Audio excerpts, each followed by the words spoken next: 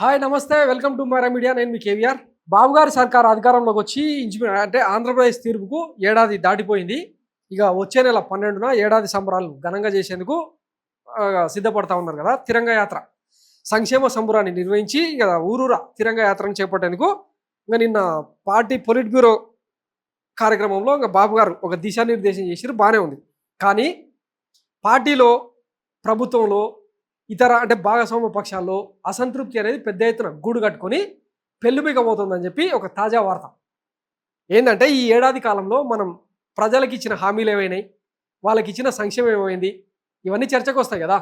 గతంలో సంక్రాంతికి పోయినప్పుడు ఊరూరా రోడ్డు ఎట్టున్నాయి అని చెప్పి ఇక విమర్శలు చేసిర్రు. ల్యాండ్ టైటిలింగ్ యాక్ట్ మీద, తర్వాత విద్యా వైద్యం మీద, వాలంటీర్ వ్యవస్థ మీద ఎన్ని రకాలుగా వీలైతే అన్ని రకాలుగా జగన్ ప్రభుత్వాన్ని బ్లేమ్ చేసే ప్రయత్నం చేశారు. బాగానే ఉంది. అధికారంలోకి వచ్చారు. కానీ ఈ ఏడాది కాలంలో అధికారంలోకి వచ్చిన తర్వాత కూటమి నేతలు చేసింది ఏంటయ్యా అంటే, సంపద సృష్టి,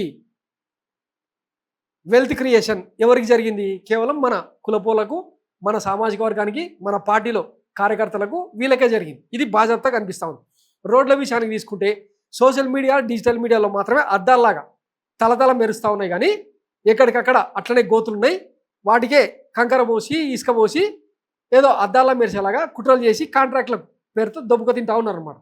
సో ఇక మళ్ళా అధికారంలోకి వస్తామో రామో అని ఒక భయాందోళన మధ్య ఎవరి ఇష్టానికి వాళ్ళు దోచేస్తూ ఉన్నారు. ఇది ఊరూరా నియోజకవర్గాల స్థాయిలో పిచ్చ క్లారిటీ జనాలకు వచ్చిందనమాట. ఈ నేపథ్యంలో ఇట్లయితే ఎట్లా, పాలన ఇట్లయితే ఎట్లా అని చెప్పి మెల్లగా అసంతృప్తి అనేది పెళ్ళిబిక్తా ఉందనమాట.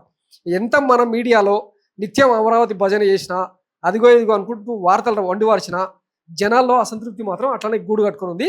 ఓపెన్గా ఎవరు కూడా విమర్శలు చేయకపోయినా, ఎందుకు విమర్శలు చేస్తలేరంటే, వైసీపీ కార్యకర్తల పేరుతో, ఆపోజిషన్ వర్గం పేరుతో ఎట్లా కుల్లబొడుస్తూ ఉన్నారో, అక్రమ కేసులు పెట్టి ఇల్లీగల్ డిటెన్షన్కు గురి చేస్తూ ఉన్నారో చూస్తూనే ఉన్నారు కదా. ఎందుకు వచ్చిన గొడవలే అని చెప్పి ఎవరైనా మైక్ పెడితే సెటైర్లు వేస్తున్నాం. తెల్లవారుజామున 4 గంటలకే బస్సు వస్తుంది, మేము ఎక్కిపోతా ఉన్నాం, మా తల్లిగారింటికి పోయి సాధక బాధకాలు మాట్లాడుకొని మళ్ళీ రాత్రికి ఇంటికి వస్తున్నాం, పెన్షన్లు ఇతరత్ర అమ్మఒడి అన్నీ వస్తూ ఉన్నాయి, పిల్లలను మంచిగా సాకి సందరిస్తున్నాం అని చెప్పి సెటైర్లు వేస్తున్నాం. ఇది మన ప్రభుత్వం సాధించిన ఘనత. వాస్తవంలో ఎక్కడికక్కడ రోడ్ల మీద రోడ్లు గుంతలు అట్లనే తేలుతూ ఉన్నాయి. పనులు చేసిన బిల్లులకు డబ్బులు రావట్లేదు. రేషన్లో కందిపప్పు ఇచ్చి ఎన్నేళ్ళు అయిందో కరెంటు బిల్లులు వాతలు తేలేలాగా కొడుతూనే ఉన్నారు. వీటన్నిటికీ గత ప్రభుత్వమే కారణమని ఏడాది కాలంగా పత్రికలు వస్తూనే ఉన్నా రియాలిటీ ఏందో ప్రజలకు అర్థమవుతా ఉంది కదా.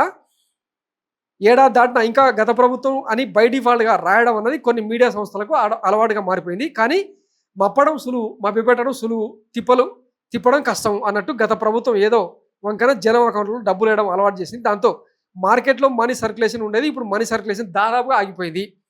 ఆ పరిశ్రమ, ఈ ఫ్యాక్టరీ, ఆ పెట్టుబడులు అని ఏదో పుండకూరు కబుర్లు చెప్పడం తప్పిస్తే ఏమీ ముందుకెళ్తున్న పరిస్థితి లేదు. ఒక 2-3 నెలలు ఓ సబ్జెక్ట్ పట్టుకోవడం, దాన్ని ఊదరగొట్టడం, తిరుమల లడ్డు గురించి ఇట్లాంటివి తీసుకొచ్చి ఇక ప్రత్యర్థి పార్టీ మీద బురద జల్లడం మినహాయిస్తే ఏం అభివృద్ధి చేసిర్రు, ఏం సంక్షేమం అందించారు? 7 విమానాశ్రయాలు, విశాఖ జిల్లాలో కొత్త ఉక్కు ఫ్యాక్టరీ, కొత్త పోర్టు, ఇలా చాలా జరిగాయి. ఇట్లాంటివి ఎన్నో. ప్రభుత్వ ఉద్యోగులేమో కక్కలేక మింగలేక ఉన్నారు. ఒక్క డిఏ లేదు, మానిటరీ బెనిఫిట్ లేదు, కేవలం టైంకు జీతాలన్న మాట తప్పిస్తే గతంలో కూడా ఒక రోజు అటు ఇటుగా వచ్చాయి కానీ ఆగలేదు. జగన్ దిగిపోయిన నాటికి ప్రభుత్వ ఉద్యోగులకు 1 నెల జీతం కూడా బకాయి లేదు. అంటే అర్థం ఏంటి? జీతాలు అన్నీ ఇచ్చారనే కదా.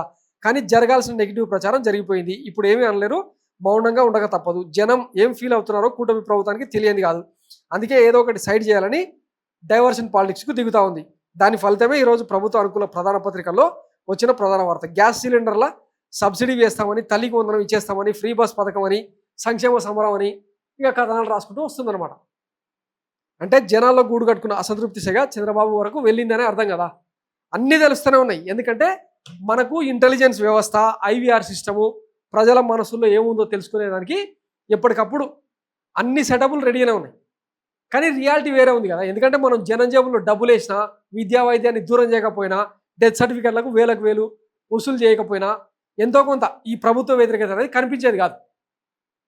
కానీ ఆ సంక్షేమాన్ని దూరం చేసి, ఇటు నిర్బంధాన్ని అధికం చేసి, కళ్ళ ముందర నియోజకవర్గంలో కీలకమైన నేతలు, ఎమ్మెల్యే స్థాయి, ఆయన కింది క్యాడరు ఎట్లా దోచుకు తింటా ఉన్నారు, ఎట్లా ప్రశ్నించిన వాళ్ళను రాచి రంపాన పెడతా ఉన్నారు, ఇవన్నీ తెలియకుండా ఉంటాయా?